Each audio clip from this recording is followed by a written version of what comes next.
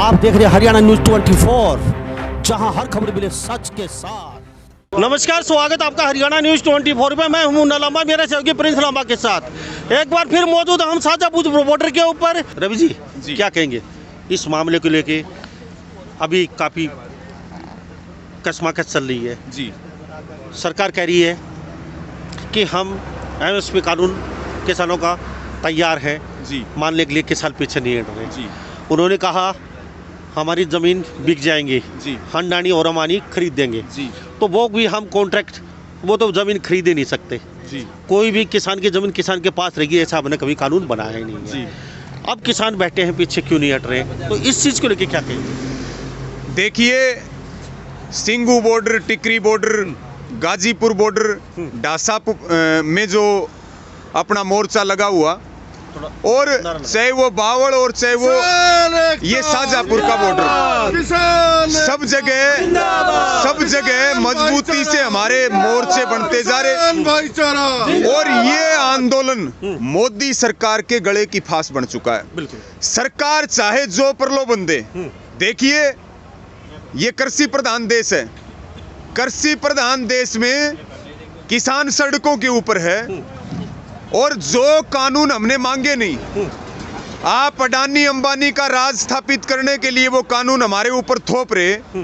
देश में गुंडागर्दी नहीं है, देश में लोकतंत्र है, और इस तरह से कानूनों को कहीं लागू नहीं होने दिया जाएगा। किताब कानून की लेकर के आए, 3 कानून लाए, उसके अंदर जो है ऊपर किसान लिख रखा है और अंदर जो है अडानी अंबानी के फायदे लिख रखे हैं। ये नहीं चलेगा देश में। ये देश लाखों लोगों की शहादत से आजाद हुआ था।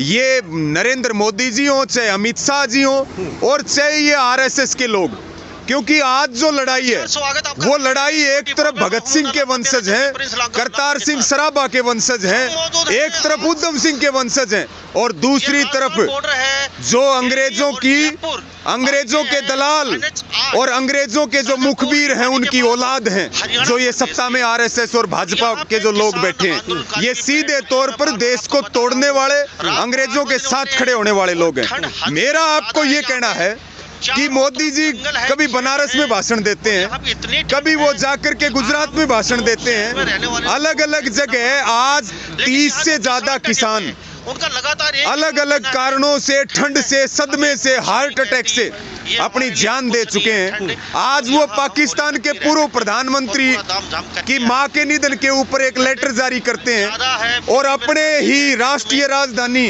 क्षेत्र में किसान हर रोज पिछले 3 दिन में 6 से ज्यादा किसानों की शहादत हो चुकी है, और देश के प्रधानमंत्री एक शब्द नहीं बोलते हैं, और किसी भी कीमत पे मोर्चे मजबूत बनते जा रहे, पूरा देश खड़ा होता जा रहा। और अब की बार ये किसान और मजदूर और आम आदमी के फंसे नरेंद्र मोदी जी, हमारे चुंगल से ये निकल नहीं पाएंगे, और हम अपना हक इनसे लेकर के रहेंगे। देखिए, ये बात इन्होंने बिल्कुल सही कही है। घोषित इमरजेंसी है देश में।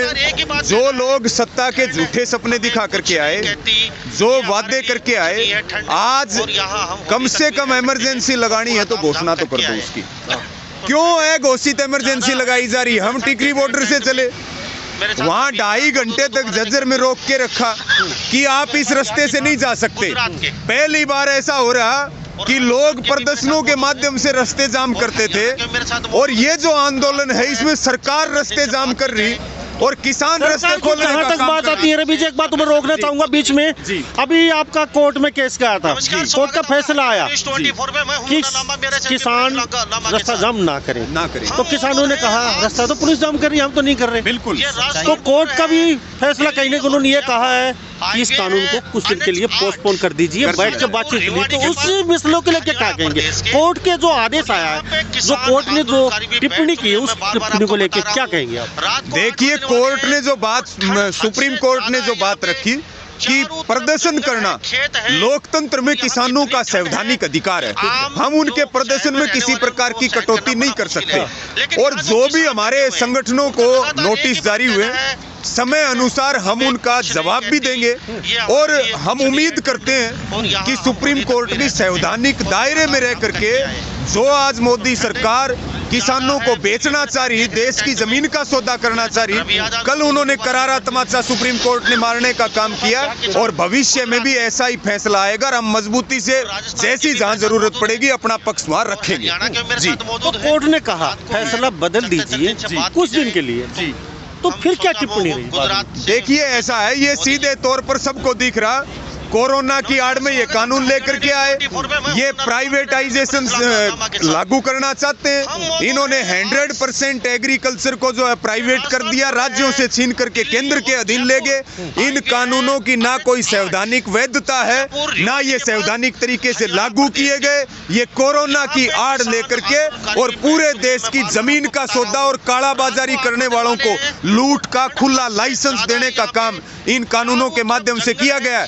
जो नरेंद्र मोदी भाषण दिया करते थे मंचों के ऊपर और ये कहते थे कि मनमोहन सिंह तो सोनिया गांधी का रोबोट है, आज हम नरेंद्र मोदी जी को ये बात कह रहे हैं कि अगर मनमोहन सोनिया का रोबोट था तो आप जो है अडानी अंबानी के टॉमी हैं, इससे कम आप कुछ नहीं है। क्योंकि असल में नरेंद्र मोदी जी के बारे में हम बार बार कहते हैं ये दो गुजराती गुंडे हैं इस देश में जो पूरे देश में तानाशाही कायम करना चाहते हैं। आज हम उनको ये बात बता देते हैं, नरेंद्र मोदी जी ये किसान के फंसे हो आप। जब हम ओक्का किसान ओक्का भर के बैठता है तो भैंस ने भी ब्याना पड़ा करे, या तो मोदी सरकार है इसके 5 जोड़े करवाओगे, ये भी आपको कह रहे हो। क्योंकि ये सरकार, ये नरेंद्र मोदी जो है ना, मैं और बता दूं, नरेंद्र मोदी सांड है, सांड जो जैसे आवारा सांड होता है और वो आवारा कितना नुकसान करता है खेतों में, जो भी दिखे कितना नुकसान करा आवारा सांड। ये आवारा सांड है, देश को समझ में नहीं आ रहा था, हमने इसको पकड़ लिया कि ये केवल चेहरा है, सरकार चलाते हैं अडानी और अंबानी और पूरा देश, क्योंकि इन्होंने हर वर्ग को लूटा है, चाहे वो जीएसटी हो, नोटबंदी हो, 3 काले कानून हो, चाहे ये पॉल्यूशन कमीशन लेकर के आए। ये सांड जो है अब की बार किसाना का फंसा है, सांड का नकेल डालनी किसान को अच्छी तरह आती है और हम डाल के दिखाएंगे, डाल के दिखाएंगे। और मैं तो आपके माध्यम से ये बात कहता हूँ, रास्ते रोक रहे, जगह जगह आप देखो खाई पाट रहे हैं। आज झज्जर का मैं ताजा बता रहा, हमारे गुजरात के साथियों ने गुजरात का बता दिया, उधर मुंडाल चले जाओ, अग्रोहा चले जाओ, पंजाब के किसानों को दिल्ली किसानों की है, दिल्ली में सरकार जो बैठा रखी वो हमने बैठा रखी, पूरे देश में हमारी बात को नहीं सुना गया। तब हम जो है, क्योंकि हम तो अपनी जान हथेली पर लेके आ रहे, सिर पे कफन बांध करके आ रहे, ये हमारी रगों में, हम जो है महात्मा गांधी को मानने वाले हैं, हम भगत सिंह को मानने वाले हैं, ये हमारे से नहीं टकरा पाएंगे। ये तो गोडसे के चेले हैं, ये गोडसे के भगत हैं, महात्मा गांधी को मानने वाले लोग हैं, ये वीर सावरकर को मानने वाले लोग हैं और हम जो है नेताजी सुभाष चंद्र बोस को मानने वाले लोग हैं। इनका अंत आ चुका है, ये हम देख रहे, चाहे लंबे समय से 6 साल में इन्होंने ये कहा, मुन्ना जी, इन्होंने कहा कि कांग्रेस ने 70 साल में देश को लूट लिया, हम किसी पार्टी के समर्थन में नहीं, कांग्रेस ने हमें लूटा, तभी तो भाजपा आई, तभी तो नरेंद्र मोदी प्रधानमंत्री बने। अरे भाई, कांग्रेस लूटती थी तो कम से कम खाने को रोटी तो देती थी।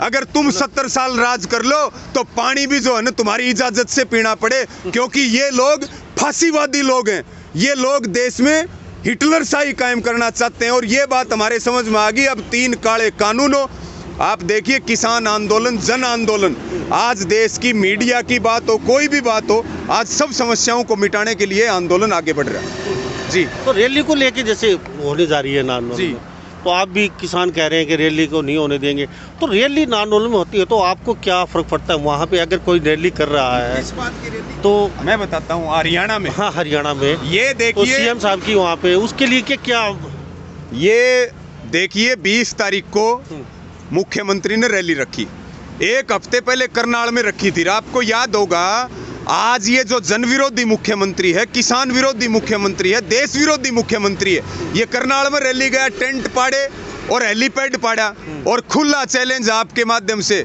खट्टर जी को चैलेंज दे रहे, दुष्यंत चौटाला को चैलेंज दे रहे, पूरी भाजपा और आरएसएस को चैलेंज दे रहे। तुम जो है नारनौल के अंदर रैली करके दिखा देना, हमने खुला ऐलान किया, लो का सिर हो तो हमारे बीच में आना, खुली चुनौती दी है। अब जो है इन लोगों को हम किसी भी कीमत पे जनता को तोड़ने बांटने का काम नहीं करेंगे और किसी भी हाल में खट्टर जी को हम रैली नारनौल के अंदर नहीं करने देंगे। जबरदस्ती करी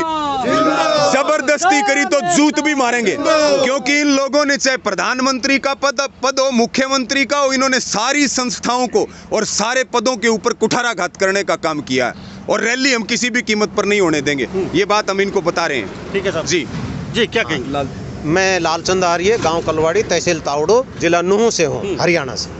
मैं ये कहना चाहता हूं कि प्रधानमंत्री नरेंद्र मोदी 2014 में ये इन्होंने पहली रैली रेवाड़ी के अंदर की थी और रेवाड़ी के अंदर जो रैली की थी उसमें सारे सैनिक थे और सैनिकों ने, उनके परिवारों ने भरपूर योगदान दिया, क्योंकि सैनिक भी उन किसानों के ही पुत्र हैं जो आज किसान सड़क पर लौटे हुए हैं इतनी ठंडी शीतलहर के अंदर। तो हमें वो दुख आज भी वो महसूस हो रहा है कि देश के प्रधानमंत्री बनते ही मोदी जी भूल गए, सैनिकों को भी भूल गए और किसानों को भी भूल गए। हम ये कहना चाहते हैं, वो अभी के नाम जो है हीटर की उसमें आंच में बैठ करके वहाँ बंद कमरे में बातें कर रहा होगा, लेकिन हम ये कहते हैं कि खुले में आकर के आप किसानों से मिलें। लेकिन वो किसानों की बजाय बॉर्डर के ऊपर जाते हैं, जवानों के साथ दिवाली की मिठाई बांटते हैं या खाते हैं, लेकिन किसानों को जो शीतलहर के अंदर पड़े हुए उनका दुख दर्द जानने के लिए वो यहाँ तक आए नहीं सके। क्यों नहीं आए? ये देश के प्रधानमंत्री, एक राजा का काम होता है, राजा का काम होता है प्रजा का दुख को अपना बांटना। राम राज्य में क्या होता था? बीजेपी क्या कहती है, हम राम राज्य लाएंगे। अरे राम राज्य नहीं, रावण राज्य लेके आए हैं। ये रावण राज्य है। इन्होंने तो किसानों के, जो परमात्मा के बाद में दूसरा नंबर किसान का ही आता है। किसान ही इस धरती के हर जीव का पेट भरता है और वो उसको ही क्या नाम जो है रोड के ऊपर इतने शीतलहर में कितने 10, 12, 15 किसानों की तो मौत हो चुकी है। उनको हम मौत नहीं, वो शहीद हो गए, एक अपने प्राणों की आहुति दी है, एक जनमानस के लिए, हर जीव जंतु के लिए उन्होंने अपनी आहुति दी है। तो हम ये कहते हैं, और देश के अंदर तो छोड़ो, अपने प्रदेश के मुख्यमंत्री महोदय जो पाकिस्तान से आया, वो इस हरियाणा को पाकिस्तान बनाना चाहते हैं क्या? क्यों? ये हमारे देश के तो लोग हैं, इनको बॉर्डर के ऊपर क्यों रोका? अगर ये अपने दिल की बात अगर प्रधानमंत्री को कुछ बताना चाहते हैं तो इनको जाने देना चाहिए, इनके लिए खुला रास्ता छोड़ना चाहिए। क्यों रुकावट करते हैं और आरोप लगाते हैं कि किसानों ने रास्ता बंद कर दिया, रोड जाम कर रखा है, यहाँ से वहाँ तक देख लीजिए बैरिकेड लगा रखे, प्रशासन ने लगा रखे। किसान कहाँ जाएंगे जिसका रास्ता? ठीक है जी, ठीक, थैंक यू साहब। क्या कहेंगे साहब? जी, मैं अपने सभी 23 किसान शहीद साथियों को नमन करते हुए यही कहना चाहता हूँ कि हमसे बड़ी भूल हुई पूरे देश के किसानों से। हमने इस नरेंद्र मोदी जैसे गद्दार इंसान को और इस रंडवे बंधुओं को सत्ता सौंप दी। हमसे ये भी गलती हुई कि हमें मालूम नहीं था कि आज तक कोई भी इन रंडवों को मकान किराए पे नहीं देता और हमने देश चलाने के लिए दे दिया। और जो किसान को ख़त्म करना चाहते हैं, आने वाले समय में ये किसान इस बात को ही ख़त्म कर देंगे। रवि जी क्या ये मैं एक दो चीज है। हम 20 तारीख को हम हमारे अब तक जो आंदोलनकारी शहीद हुए हैं पूरे देश में गांव स्तर पे उनकी शहादत को नमन करते हुए उनको श्रद्धांजलि देंगे। आपके माध्यम से ये सब हम संकल्प लेते हैं, जो मुहिम, जो आंदोलन शुरू हुआ है और जो शहीद हो रहे हैं, ये हमें उनके शहादत की कसम है कि अपने आंदोलन को जीत करके हम उनको सच्ची श्रद्धांजलि अर्पित करेंगे। और अंतिम बात, कहते हैं गीदड़ की मौत जब आती है तो वो गांव की तरफ भागता है। देश का किसान दिल्ली के चारों तरफ है और भाजपा के लोग, आरएसएस के लोग, इनके अधिकारी और इनके सहयोगी दल गांव में जाना चाहते हैं, लेकिन पिंडी का पैर जाडा चढ़ रहा है। और हमने भी इनको बता दिया है कि गांव में अगर आए, तैयारी कर रखी है। पहले तो वाटर कैनन, हमारा किसान का वाटर कैनन चलेगा, और फिर तारे मुंह काले भी करेंगे, जूत भी मारेंगे, बेइज्जत भी करेंगे, जलील भी करेंगे। ये देश विरोधी लोग हैं। ये इनकी तुलना हम आतंकवादियों से करें तो भी कम नहीं है। ये वही काम आज कर रहे। इनको हम किसी कीमत पे बख्शेंगे नहीं। भाजपा के लोगों को इनको जितना प्यार दिया था, अब जनता इनको जूत भी मारेगी, क्योंकि अब ये हमारे खिलाफ काम कर रहे हैं। हमें मिटाने पर तुले हुए हैं ये लोग। बताइए, युवा कहाँ से आए हैं? जय किसान। मैं तलवाणी से प्रवीण, हाँ, डिस्ट्रिक्ट भिवानी। हाँ, सरकार जो हम पे वाटर कैनल छिड़क रही है और ठंडे पानी में गिर रही है, पानी तो हमें जी रैंड रोजे बदला। हाँ, इसे मरनिया को नहीं पानी दें। बाकी आपके चैनल के माध्यम से ये कहना चाहेंगे कि सरकार ने जो कानून लिए है वो विरोधी कानून है। हम चाहते हैं सरकार ये वापस ले ले आराम से। हम यही चाहते हैं, सरकार कानून सीधे सीधे वापस ले ले। ठीक है। तो सभी इन बातों के साथ मैं मुन्ना लामा, मेरे सहयोगी प्रिंस लामा के साथ हरियाणा न्यूज 24। नमस्कार, आप देख रहे हैं हरियाणा न्यूज 24, जहां हर खबर मिले सच के साथ।